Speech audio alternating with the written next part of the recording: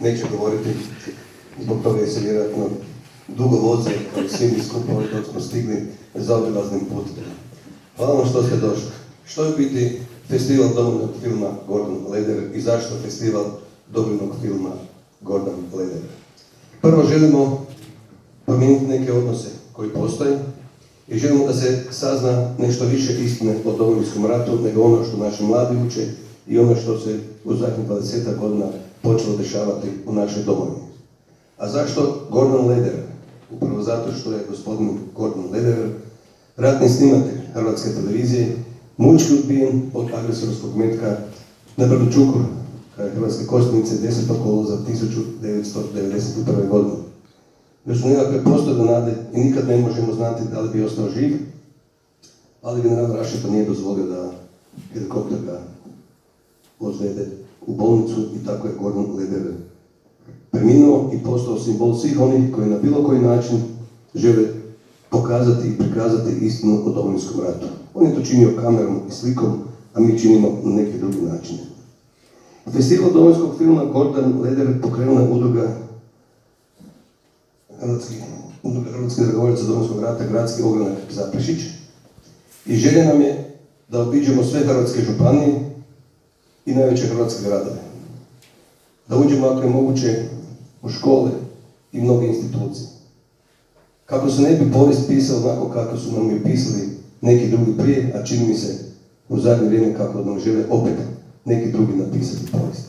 Ako nećemo sami pisati svoju povijest onako kakva je bila, onda će nam drugi napisati onakva kakva nije bila i opet pomoć nekih mitova i raznih konstrukcija hrvatski narod i hrvatsku državu držati kao vječite taoce nekakvih loših primisli. Danas kad smo se vozili ovdje, poslije sprovoda akademika Samardžića, kad smo odlazili ovdje prema Đakovu, slušali smo intervju naše predsjednice na Hrvatskom radiju gdje je rekla kako nije zadovoljna s onim kako se uči hrvatska povijest u osnovnim školama, a nešto i u srednjoj školi. Da ona nije zadovoljna. A mi sami sebi postavljamo pitanje, pa dobro, predsjednice, pa što ste onda učinili? Da li ste pokušali? Pa ne može samo neko govoriti da ima ili nema neke ovlasti. Moramo pokušati. Upravo to je ono što radimo mi i ova udruga Domovinskog filma Gordon Lederer. Mi želimo pokušati i približiti istinu. Dosta je važno. Početak ovog rata bio je vođen ne samo velikosrpskom agresijom, nego lažima koje su godinama kolile u hrvatskom narodu kao što kolaju i danas. A kako se mi ponašamo? Kao narod. Ne izlazimo na izbore. Ne biramo legitimne predstavnike. Normalno da nam se dešava ovo što nam se dešava. Imamo 105 vrlo opasnih ljudi u Saboru. Koji ljudi podcjenjuju. Ne razumiju kakva je u biti njihova moć dok se mi ovako benevolentno ponašamo. Imamo proslavu vojske koja je prije 20 godina tu haračila, rušila usred centra Zagreba. O tome mediji ne govore jer je to kao nešto normalno. I onda se moramo pitati kakvi smo u biti mi to ljudi. I da li nam sve ono što nam se dešava nisu samo vanjski utjecaji ili su možda to i naše pogreške.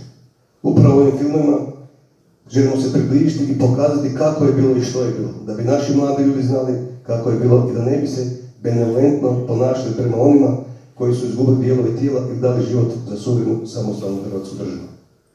Imamo dosta filmova koje ćemo sigurno prikazati. Jedan od onih filmova koje ćemo večeras prikazati je film Stoljeće hrvatskog terora, srbijanskog terora 1918-2018.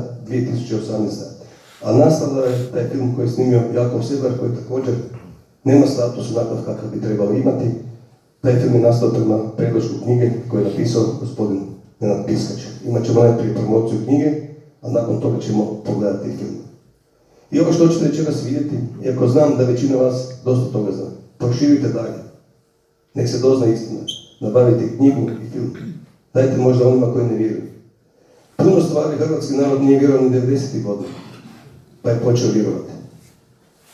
A sam predsjednik Tuđman rekao, samo vjerom u vlastite snage i mogućnosti možemo ostvariti svoj cilj. Ostvarili smo taj cilj, a sad imamo samo jedan obični državno-pravni okvir, a sve ostalo je na nama. Hvala vam.